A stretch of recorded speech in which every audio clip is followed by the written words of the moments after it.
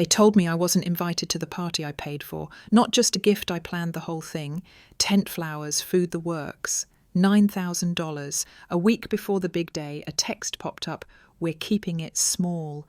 You're not on the list." Then my mum added, "It's not personal."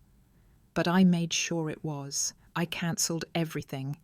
And for the first time in my life, I didn't apologise. I didn't explain. I just walked away. Because I finally understood I was never family, I was their backup plan. And I was done being used. Maggie had always been the glue that held everything together. At 42, she had no husband, no kids, and no distractions. At least that's how her family saw it. A senior IT project manager by day and part-time crisis manager for her family by night, she had long accepted that when anything broke physically, emotionally, or financially, her phone would ring. She answered every time. So when her parents' 40th wedding anniversary approached, Maggie knew no one else would take initiative. Her sister Julie had immediately bailed out, texting, "Wish I could help, but our mortgage is killing us right now." Her brother Dan had said he'd see what he could do, which in Maggie's experience meant he wouldn't do a damn thing. And so, like she had so many times before Maggie stepped in, she didn't mind, not at first.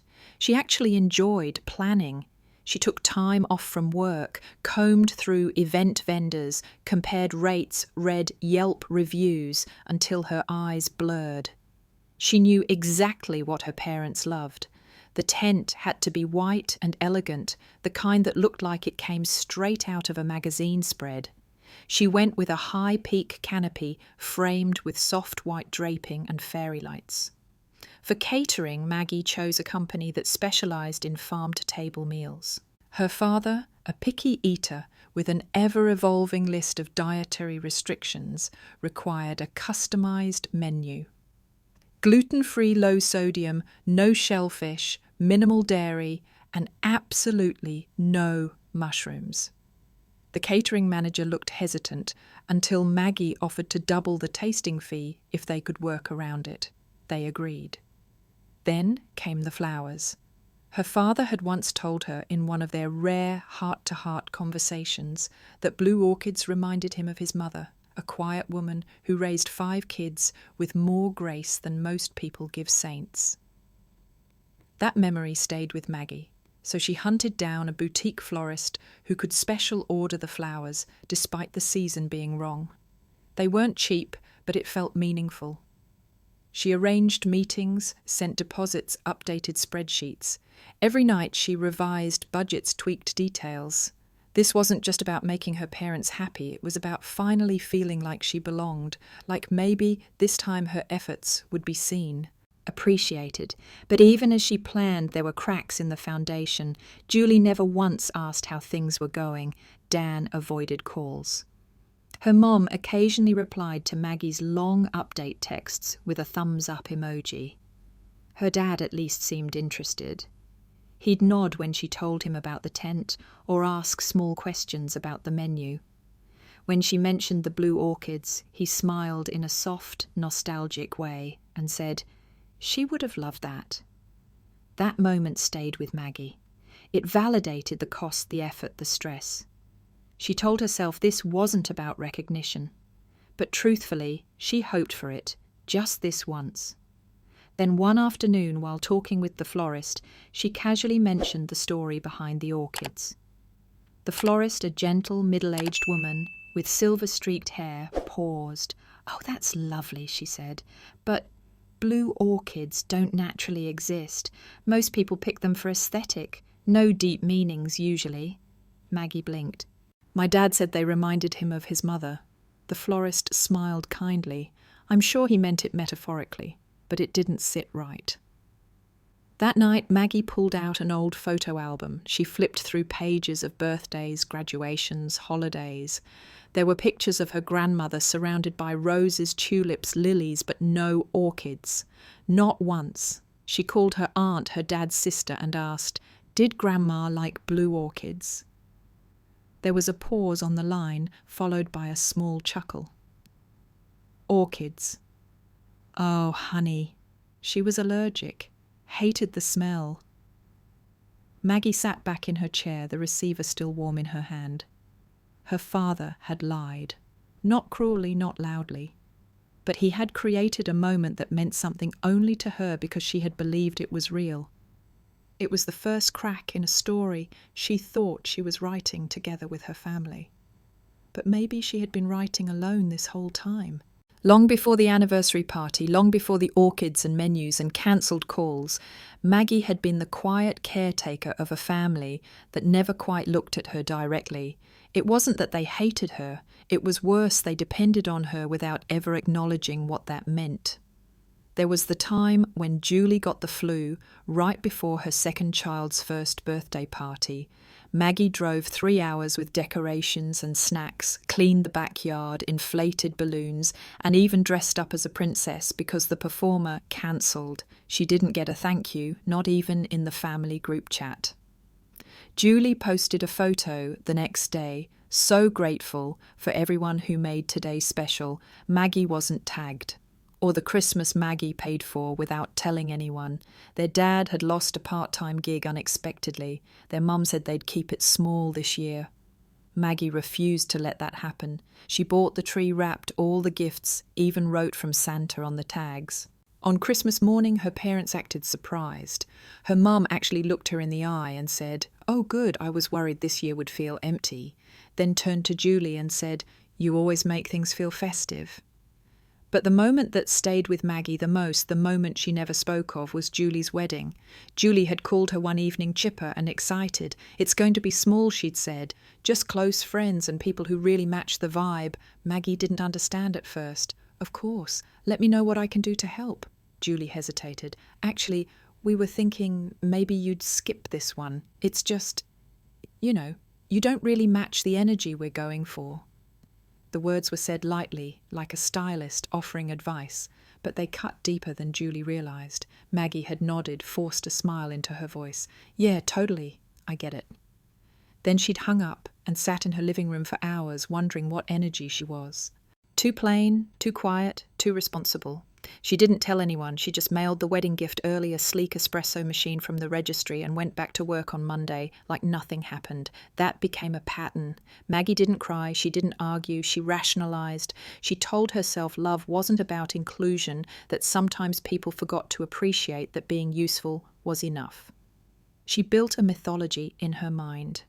If she worked harder, gave more, stayed silent, longer, one day they'd look at her and say, "We couldn't do this without you." One day she'd be indispensable, not just in service, but in presence. That's why the anniversary meant something. Not the party itself, but the hope buried beneath it. The dream that this time, after all these years, they'd look at her differently.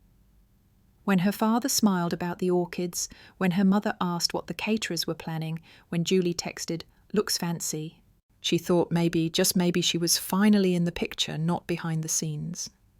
She imagined standing beside them under the glowing canopy, holding a glass of wine, while someone clinked theirs and said, "This party's amazing. Who planned it?" And her parents would smile, gesture toward her and say, "Maggie did. She always comes through." That fantasy played in her mind like a comforting lullaby, just loud enough to drown out the usual silence. But that was before the message, before the text that said she wasn't invited, before her mother added, "It's not personal." It was never personal when they erased her. It was never personal when they forgot her birthday, or when Julie brought her new boyfriend to Thanksgiving but forgot to save Maggie a seat. It was never personal when they expected her to show up, pay up, fix things, and disappear again. She had done everything, planned everything, because for once she wanted to be in the room, not just the one setting it up. And now she wasn't even on the list. It was a Tuesday afternoon when the message came. Maggie had just finished a meeting and was sitting at her kitchen table, sipping reheated coffee and reviewing final notes with the catering company. The countdown was on 7 days until the anniversary party. Everything was in motion. Tent scheduled, flowers en route, menu finalized. She even booked a local violinist to play her parents' favorite songs during the cocktail hour. Then her phone buzzed. It was a text from Aunt Claire, her mother's older sister. Just 10 words. By the way, we're keeping it small. You're not included. Maggie stared at the screen, convinced she misread it. She read it again, then a third time, her stomach clenched, heart pounding so hard she could hear it in her ears. Maybe it was a joke. A weird attempt at humour. Claire wasn't known for her subtlety. She waited. Maybe another message would follow. Something like LOL, just kidding, or sent to the wrong person. But nothing came. 5 minutes passed, then her phone buzzed again. This time it was her mother. It's not personal. We're just keeping it intimate. Hope you understand. Maggie didn't move. She didn't type. She didn't blink. Her mind spun through every file she had mentally stored, every expense, every email, every vendor booked, every ounce of energy she had poured into this event. The money wasn't the issue. It was the intention. She had planned something beautiful, for them, with love. And they cut her out like trimming a guest list for a dinner party. Not even a phone call, not even a conversation. She wasn't just uninvited, she was disposable. The word intimate clawed at her. Like she was a stranger, like she didn't belong, and not personal. That was the worst of it, because it was personal. Every time they overlooked her, every time they forgot to include her, it had always been personal. Dismissal wrapped in politeness, silence covered with sugar.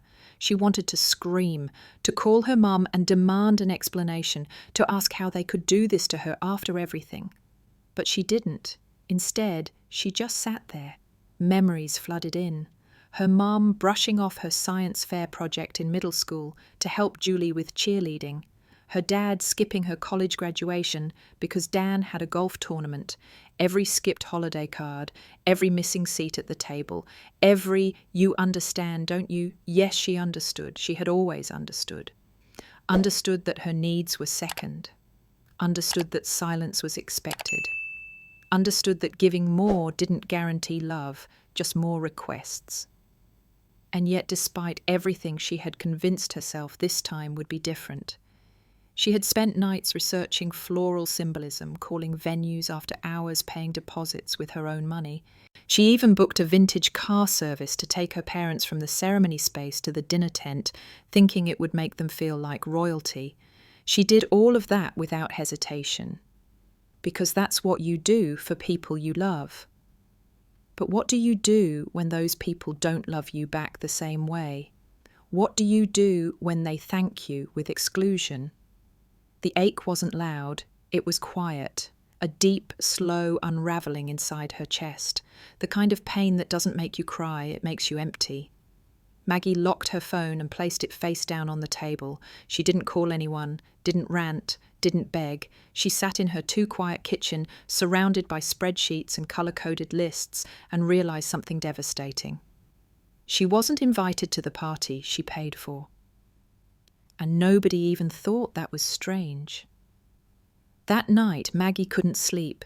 Her mind kept circling back to the messages, replaying the phrasing, the punctuation, the absence of apology.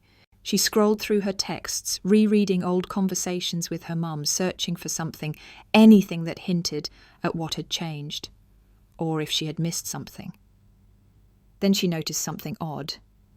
A month ago, around the time she had confirmed the venue, her mum had sent a message that seemed off. It was a vague response to one of Maggie's long updates. Sounds good. I'll loop in Claire. At the time, Maggie had assumed it meant her aunt would help coordinate. Now, under the weight of new context, it felt colder, strategic. She clicked on her call log. Claire and her mum had been in contact almost daily during the weeks Maggie had been arranging everything, and yet not once had they asked for her input on the guest list. Curious and unsettled, Maggie opened her email and checked her archived messages. One subject line caught her eye: anniversary guest list update. It was forwarded to her by accident, buried in a string of logistical emails. She clicked. Inside was a thread between her mother and Claire, dated 2 weeks before Maggie made any bookings. Let's keep it under 30 people. Close friends only, her mum had written. Claire replied, and Maggie. Her mother's response was sharp, almost dismissive. I think it's better if she's not involved. Less stress all around. Less stress. Maggie's breath caught. That single phrase cracked something inside her chest. She sat frozen, reading the words over and over until they blurred on the screen. It wasn't an afterthought. It wasn't about space or budget. They had planned to exclude her from the beginning while she was busy pouring thousands of dollars and countless hours into something they never intended her to be part of, and they didn't even have the courage to tell her. That night she sat in the dark with only the hum of her refrigerator for company. The silence wasn't peaceful. It was the echo of every moment she had ever been overlooked, rewritten, or ignored. Her mind pulled her back to a childhood memory, one that hit harder than she expected. She was 15, sitting at the kitchen table while her mum wrapped a gift for Julie's graduation. Maggie had just passed her AP exams and had brought home a perfect report card. Her father had muttered a distracted good job, but her mum hadn't said anything. As Julie walked in, her mum smiled and said, "Raising you has been the hardest but most rewarding thing I've ever done. Having you was my greatest sacrifice." Maggie remembered the way her heart squeezed at those words. Not from pride, but from distance. Because her mother never said anything like that to her. Not then, not ever. In fact, Maggie couldn't recall her mother ever referring to raising her as anything close to a sacrifice or a reward. It was always, "Maggie doesn't need much," or "She's independent, thank God." And Maggie had worn that like a badge, thinking it meant she was strong. But now she saw it for what it really was code for, "We don't have to try with her." She had been the path of least resistance for them, the one who didn't complain, the one who filled in the gaps and never asked for more. But this was too far. Something inside her didn't just crack, it shifted. For the first time, Maggie didn't feel sad. She felt hollow. And inside that hollowness, something cold and resolute began to take shape. They had made their choice, and now it was her turn. By Wednesday morning, Maggie had a plan. Not a tantrum, not revenge, just quiet, calculated clarity. She started with the tent. The contract allowed cancellation up to 48 hours before the event with a partial refund. She didn't hesitate. One phone call, a few clicks, and it was done. The representative tried to confirm, "You're sure you want to cancel? This is a full setup for a 40-person event." "I'm sure," Maggie replied, voice steady. Next came the catering. She had booked through a high-tier event service that offered fund security. She opened a dispute citing a significant change in the event scope and guest list. Within hours, the funds were frozen. Maggie exhaled, not with satisfaction, but with finality. Then the car service, cancelled. The violinist, cancelled. She debated the florist. The orchids were already in transit, a loss she would accept. Somehow it felt poetic that they would arrive for no one. Lastly, the venue deposit. She flagged the payment through her bank and submitted documentation showing her name as primary organiser and financial sponsor. Within a day, the deposit was in dispute. She did it all from her kitchen, the same place she had planned everything. She didn't pace or scream. She didn't cry. It was methodical, the same way she managed high-stakes IT projects. Identify problem, contain risk, execute. By Thursday night, the silence from her family was deafening. No one had responded to the group text where she had last shared menu updates. No calls, no thank yous, no questions. Then came Friday. The phone rang for the first time around 8:00 a.m. Her father. She declined it. It rang again at 8:07, then 8:13, then again and again. By mid-afternoon, the missed call count reached 17, her father, her mother, Aunt Claire, then back to her father again. She didn't answer. It wasn't until the 18th call, nearly 9:00 p.m., that she finally picked up. Maggie, her dad's voice barked through the receiver. "What the hell happened?" Maggie paused, then said slowly and clearly, "It's not personal," and hung up. She turned off her phone, poured herself a glass of wine and sat by the window. Outside, the world kept moving, cars passed, porch lights flicked on, someone walked a dog across the street. But inside her apartment, it was still. Saturday came and went. Maggie didn't check social media. She didn't text Amanda, the only cousin she halfway trusted. She didn't wonder how the party was going. She already knew. By Sunday, the internet filled in the blanks. It was Amanda, of course. She posted a few filtered photos with the caption, "A beautiful evening for two beautiful souls, #family." First, Maggie clicked through the pictures slowly. There was no tent, just a few mismatched folding tables in the backyard, plastic tablecloths rippling in the wind, a cooler on the grass beside a rusty patio chair. The food looked store-bought, probably sandwiches from the local market. The flowers were carnations, pink, wilted, and stuffed into a mason jar like an afterthought. In one photo, her father stood in the background with his arms crossed, looking like someone just told him the grill exploded. Another showed her mother with two of her sisters' eyes puffy makeup uneven, forcing a smile.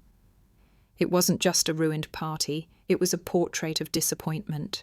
And no one had reached out, not to explain, not to apologize, just radio silence. But for once, silence felt like peace. Monday morning started like any other, until Maggie's phone buzzed with a message she hadn't expected. It was from Derek, a friend she hadn't spoken to in nearly 4 years. They'd worked together briefly at a consultancy firm, shared a few late-night project crises, a handful of inside jokes, and then drifted apart with no drama, just time. His message read, "Hey, hope you're okay. Heard from someone at your folks' party. Are you all right? People were saying you had some kind of breakdown and cancelled everything last minute. Just wanted to check in." Maggie stared at the message, her hands going cold, her stomach twisted. She didn't respond right away. She just read it again slower, letting each word cut a little deeper. A breakdown. That's what they were saying. She opened Instagram again, scrolled to Amanda's photos, and checked the comments this time. One read, "Shame, what happened? Mental health is no joke." Another, "Can't believe she'd ruin their day like that." And another blunt and brutal hope she gets help. There it was, the story they'd chosen to tell. She wasn't excluded. She was unstable, unfit, unwell. That was the narrative now. Maggie sat back in her chair, stunned. Not angry yet, just numb.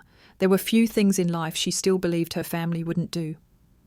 But this felt like a betrayal on a different level. She'd been erased before, ignored, undervalued. But now they were rewriting her entirely, undermining her sanity to protect their image, painting her as the problem so they could look like victims.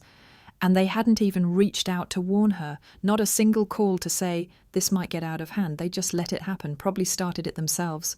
Her mind raced through every conversation, every kind gesture, every memory she had tried to hold on to, like proof that things weren't as bad as they seemed.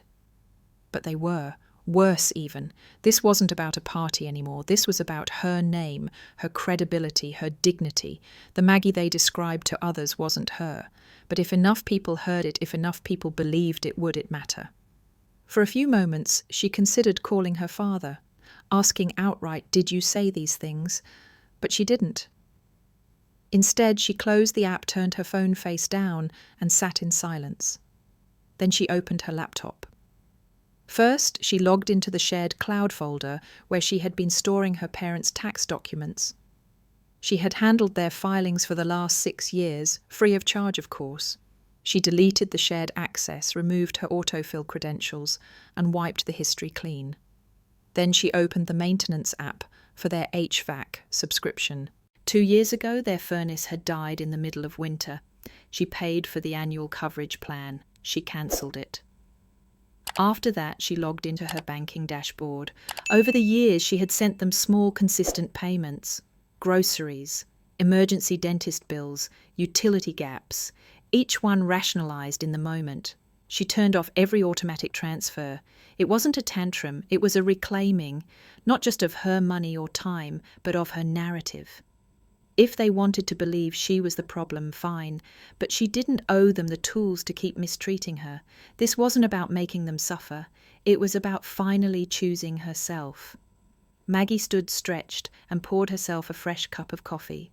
She added a little cinnamon the way she used to when life felt too heavy.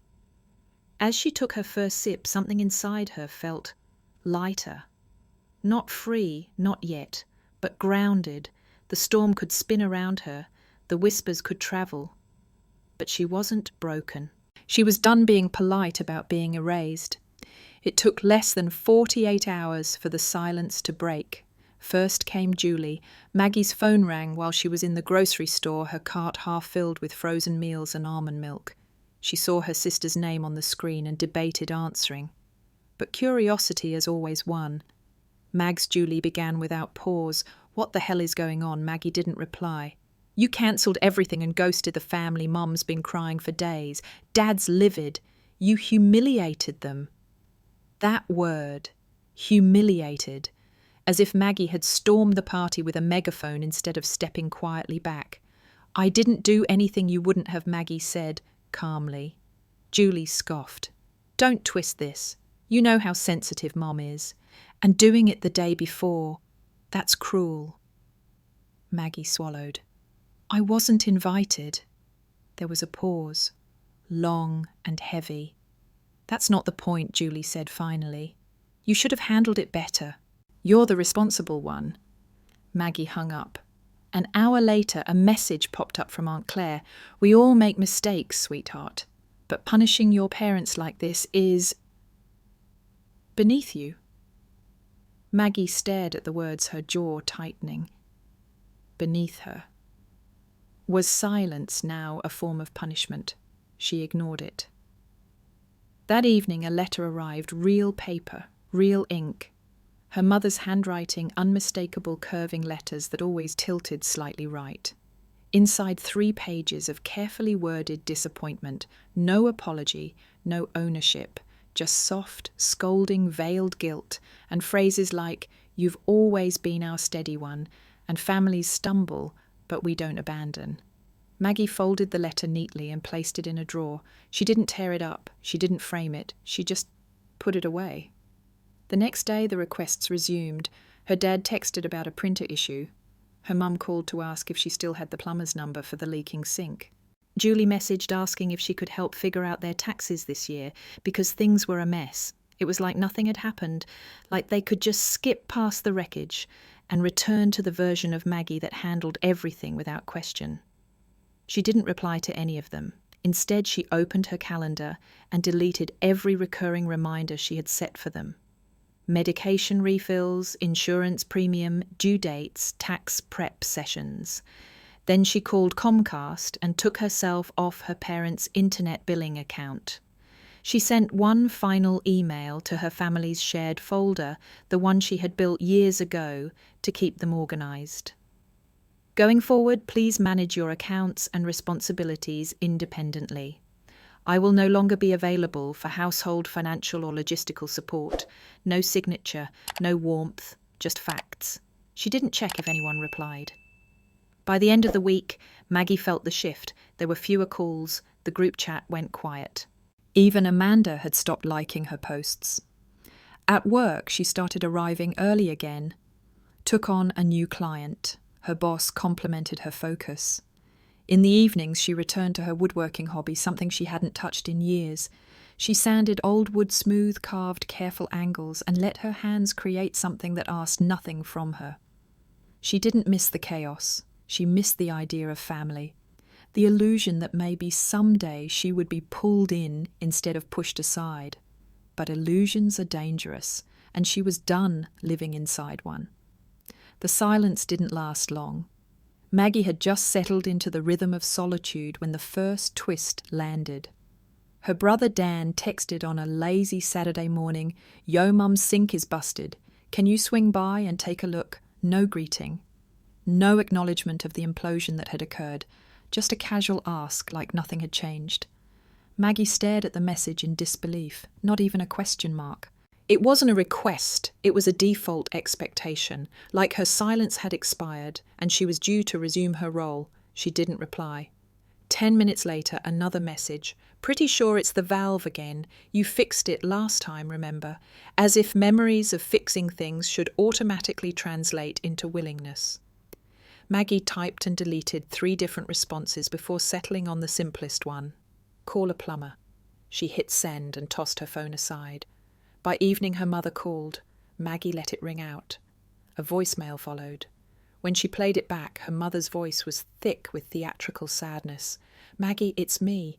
Your dad says we should give you space, but I don't understand what we did wrong.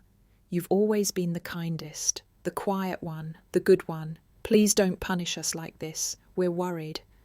There it was, the soft weaponry of guilt masquerading as concern, painting Maggie's distance not as a boundary, but a betrayal. She didn't call back, but the words lingered. The good one, not our daughter, not we love you, just a label, a role, a function. The next day, Julie called again. Maggie answered, this time curious what performance was next. Julie sounded upbeat, almost relieved. "Hey, so we've all talked and we want to move on. No more drama, okay? We forgive you." Maggie blinked. "You forgive me?" "Yeah," Julie said, as if it were obvious. "Everyone's ready to put this behind us. Let's just get back to normal." Maggie's voice was ice. "Julie, I wasn't the one who lied or excluded anyone." Julie sighed like she was exhausted from explaining basic things. "Mags, it wasn't personal. And yeah, maybe we should have looped you in more, but you overreacted. It hurt a lot of people. But we're past it now." Maggie laughed. "It wasn't joyful. It was sharp and short and full of disbelief. You're not past anything," she said. "You're just hoping I'll go back to fixing everything so you don't have to." Julie's tone shifted instantly. "Wow, I'm trying to make peace and you're being petty." "I'm being clear," Maggie said. "That's new for me." She hung up. Afterward, she sat quietly, the echo of the call still bouncing around her apartment. She wanted to feel strong, empowered. But instead, she felt like someone had opened a door just wide enough to make her hope, only to slam it again in her face. This was the emotional whiplash she had lived with her whole life. Conditional affection, love that came with terms and revisions. She made tea, sat at her window, and watched a pair of crows fight over a crust of bread on the sidewalk. The smaller one snatched it and flew off, leaving the larger stunned. There was something oddly comforting in the chaos of birds. No manipulation, just instinct. She sipped her tea slowly. She was learning finally to do the same. Maggie had stayed quiet longer than she ever had in her life. She hadn't responded to the half apologies, the passive-aggressive calls, or the veiled requests for help. But the final push came when Amanda, her cousin, sent a message that made her heart sink. "Hey, just wanted to check. Julie told people you never actually paid for the party that you offered, then ghosted. I didn't want to believe it. But everyone's been talking." Maggie stared at her phone hands, trembling not from shock, but from the sheer audacity. So that was the story now. She hadn't been excluded. She'd just been unstable, manipulative and irresponsible, a flake, a liar. It was one thing to be cut out of her family's events. It was another to have her integrity smeared across whispers and dinner table gossip. Enough. She didn't call Amanda back.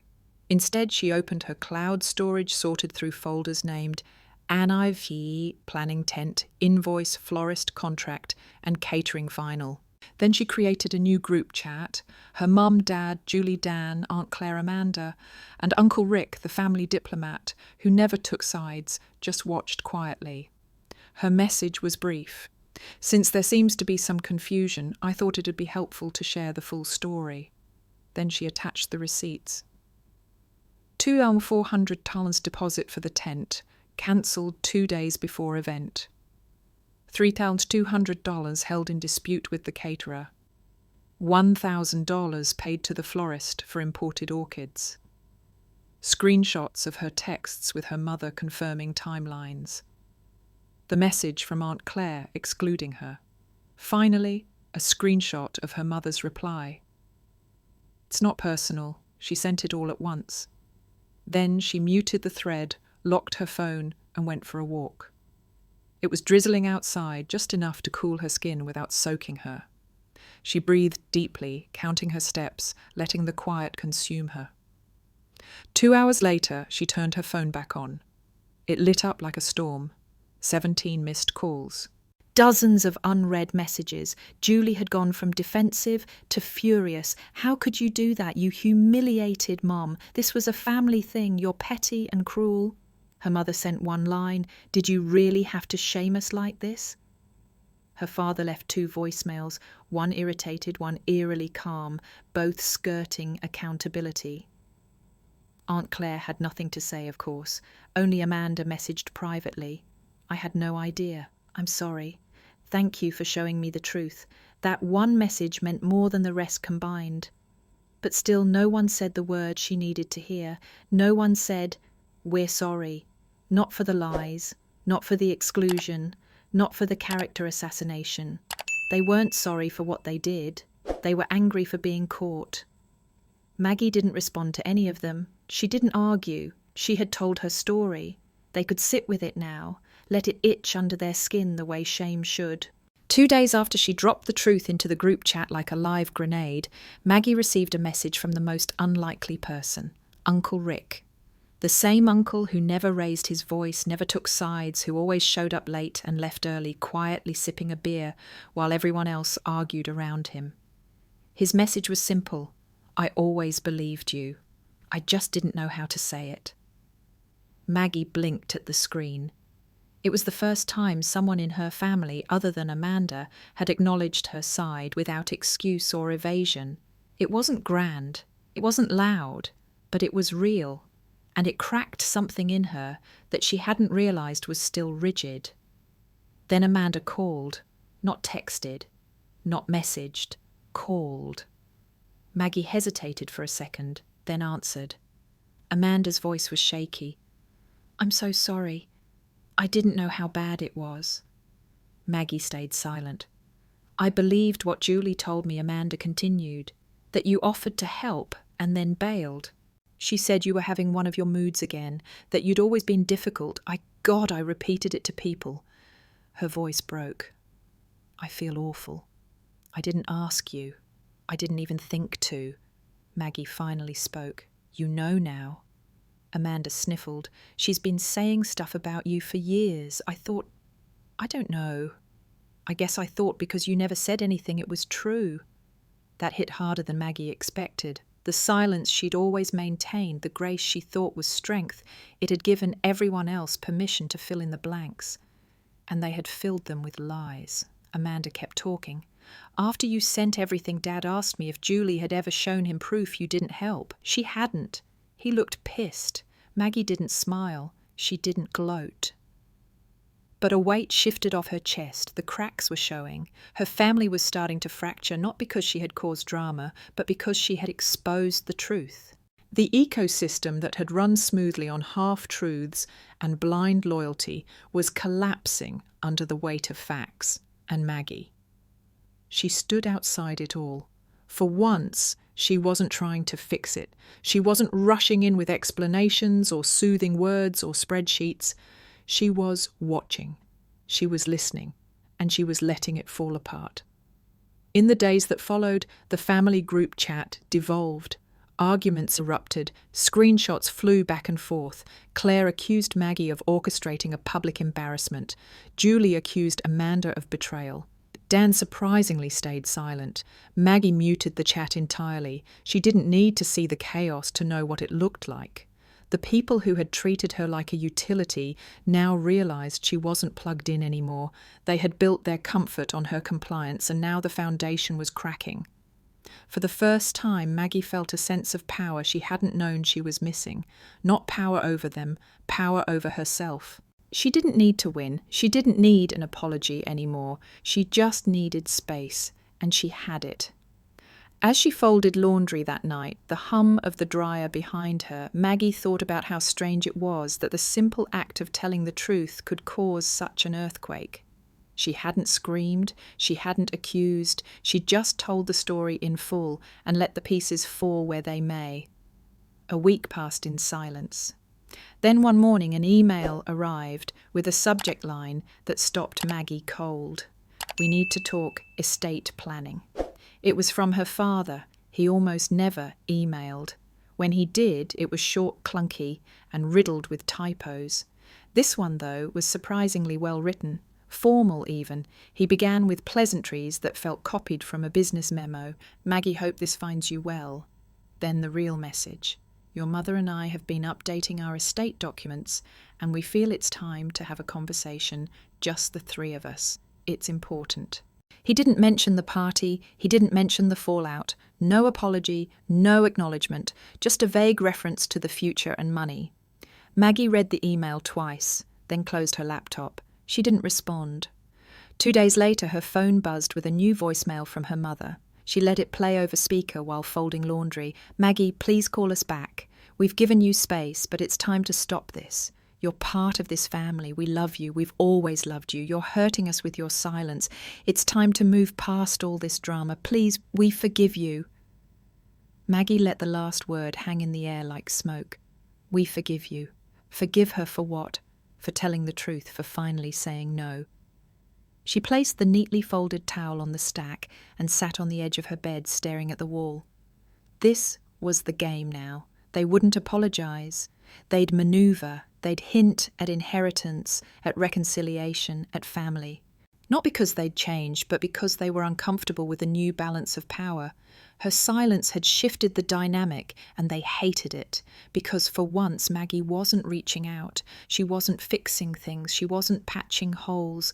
She was letting them sit in the reality they created. She knew what her father's email meant. It wasn't an olive branch. It was leverage. He assumed the word estate would pull her back into orbit. He assumed wrong. For most of her life, Maggie had been loyal out of instinct, conditioned to serve, to smooth, to give. Her reward had been absence revisionism, and when she finally broke the pattern, gaslighting. But now she had nothing left to give. She had her peace, her time, her truth. And they could either meet her there or stay behind. She didn't respond to the voicemail either. Instead, she went for a walk. The air had turned crisp with early fall, and leaves crunched underfoot. She passed a father holding hands with a little girl pointing at squirrels, a young couple laughing on a bench, a group of teens tossing a frisbee. And for the first time in weeks, she didn't feel alone. She felt whole. When she got home, she poured a glass of water, opened her laptop, and typed 2 words into her calendar: "Stay still." A reminder to herself, not to run back, not to explain, just to hold the line. Because sometimes the most powerful move isn't action, it's the refusal to play the game at all. 3 days after ignoring her mother's voicemail, Maggie got a call from Drew, her old neighbour back in her parents' subdivision. He sounded awkward, hesitant. "Hey, I wasn't sure if I should tell you this," he started. "But your dad's been talking to some of the neighbours. At the hardware store mostly." Maggie waited. "He said you're pulling away from the family over money, that you, his words, let a few $1,000s get between blood." Maggie didn't respond. The silence on her end grew thick. "Anyway," Drew added quickly, "I didn't believe it. Just thought you should know." She thanked him and hung up. She didn't cry. She didn't scream. She felt cold. So that was the next move, frame her as greedy, ungrateful. The daughter who chose dollars over parents, the irony was laughable. She hadn't asked for anything, not thanks, not inheritance. She had asked for honesty, and they couldn't give it. They'd rather poison the well than admit the water had always been dirty. The next morning, a handwritten card arrived in her mailbox from her mother. "Maggie, we want to talk face to face. No pressure, no manipulation, just talk. Please meet us." Inside was the name of a quiet diner halfway between their towns, neutral ground. Maggie didn't decide right away. She let the card sit on her counter for 2 days. Then on a rainy Sunday afternoon, she got in her car and drove. The diner was almost empty. A waitress with tired eyes poured coffee and took orders from a couple in the corner. Maggie spotted her parents in a booth by the window. Her mother waved tightly. Her father didn't look up. She slid into the seat across from them. "Thank you for coming," her mother said, already teary. Maggie said nothing. Her dad cleared his throat. "You look well." Still, she stayed silent. Her mum reached across the table, palm up. We just want to move forward, start fresh. This has gone too far. Maggie looked at her, then at her father, who was still avoiding her eyes. Did you tell people I cut you off over money? She asked, voice low. Her father shifted in his seat. People gossip. I might have said something. But they twist things. Maggie nodded slowly. They do, especially when the story comes pre-twisted. Her mother looked pained. Maggie, I'm not here to fight, Maggie said. She took a breath, steady and full. I don't hate you. I'm not angry anymore. But I'm also not coming back. Her parents stared at her like she had spoken in a foreign language. I don't want revenge. I don't want drama. I just want space, boundaries, respect. Her mother's eyes filled. We miss you. I know, Maggie said. You miss what I used to do for you. Her father finally met her gaze. There was something in his eyes, not guilt, not quite, maybe recognition. We didn't know it had gotten this bad, he said. It didn't get bad, Maggie replied. It was always this way. I just stopped pretending it wasn't. The silence between them was soft, not tense, just final. After a few minutes, Maggie stood. This isn't goodbye, she said, but it's not a return either. She left enough money on the table for her coffee and walked out into the drizzle, her coat pulled tight. The air smelled like wet leaves and pavement, and for the first time she didn't look back. It had been almost a month since the diner meeting. Maggie had resumed her routine's work, woodworking evening walks without disruption. She wasn't waiting for more messages or hoping for some grand gesture. She had accepted the quiet. Then Amanda reached out. It wasn't a text or call this time. It was a letter tucked in a small envelope with no return address. Inside was a short note written in Amanda's neat handwriting. Can we talk coffee, my treat? It's not about them. It's about something I thought you should know. Curiosity tugged at her. They met at a small cafe on a rainy Wednesday morning. Amanda was already seated, fidgeting with a paper napkin, a half-drunk latte in front of her. She looked up as Maggie approached and gave a small, unsure smile. Thanks for coming. Maggie nodded, sat down, waited. Amanda didn't waste time. Your mum's been going to therapy, real therapy, weekly. She told me after Thanksgiving fell apart again. Maggie's eyebrows lifted. Therapy? Amanda nodded. Apparently after you walked away, stuff started breaking more than we realised. My sister stopped visiting. My dad started asking questions. Some of the cousins, quiet ones, started keeping their distance. She paused, then added, Your mum tried planning another event. No one helped. She broke down. Maggie stayed silent, letting it all sink in.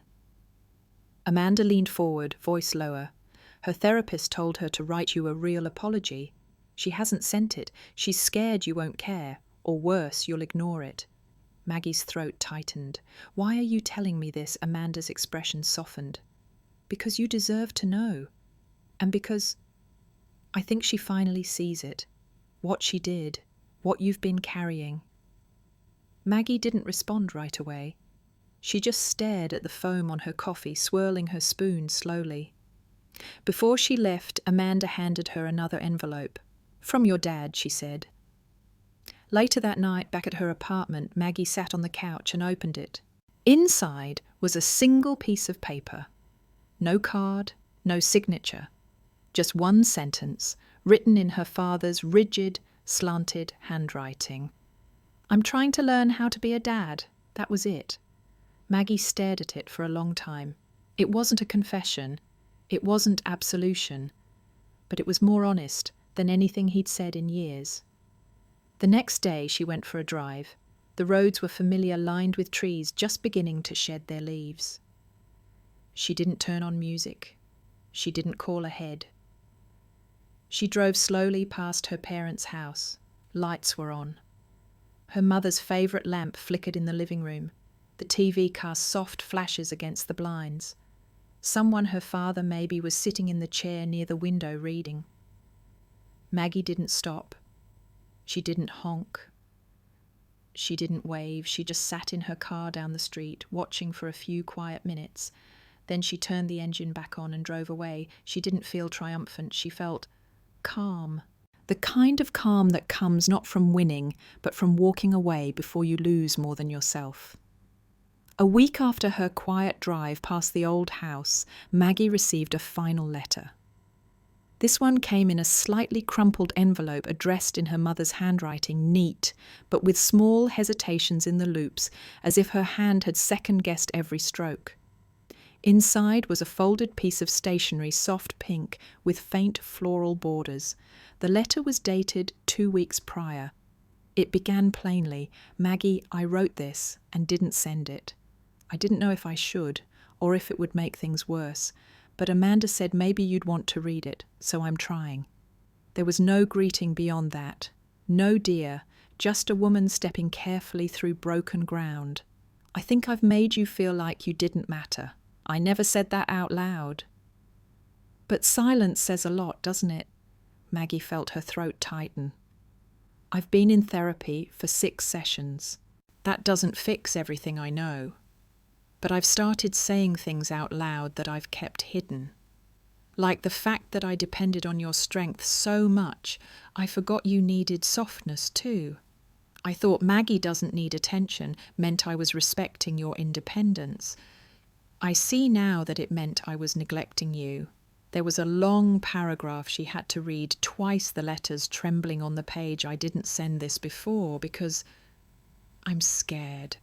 I'm scared that maybe you don't need me anymore, that after everything you're better off without us, without me." That sentence hit harder than the rest. It wasn't a manipulative plea, it was honest fear. She finished the letter, folded it gently, and placed it beside her cup of tea. Then she did something she hadn't done in months. She sat down at her desk, pulled out a pen, and wrote a letter back. No email, no text, just ink on paper. "Mum, you don't need to apologize again. What you do from here matters more. I don't hate you. I'm not waiting for you to be perfect, but I'm also not stepping back into what we had before. If something new is possible, something honest, something mutual, I'm open to seeing what that looks like. But I'm not the same daughter I was. And I don't want to be. Let's not pretend the past didn't happen. Let's just agree it doesn't have to be our future." She signed it simply, Maggie No Love, no flourish, just a name. She mailed it the next morning. There was no immediate reply, no sudden burst of reconciliation, but she didn't expect one. What she had now was space, not the cold, distant kind, but the gentle, uncertain kind, the kind where something new might grow if they let it.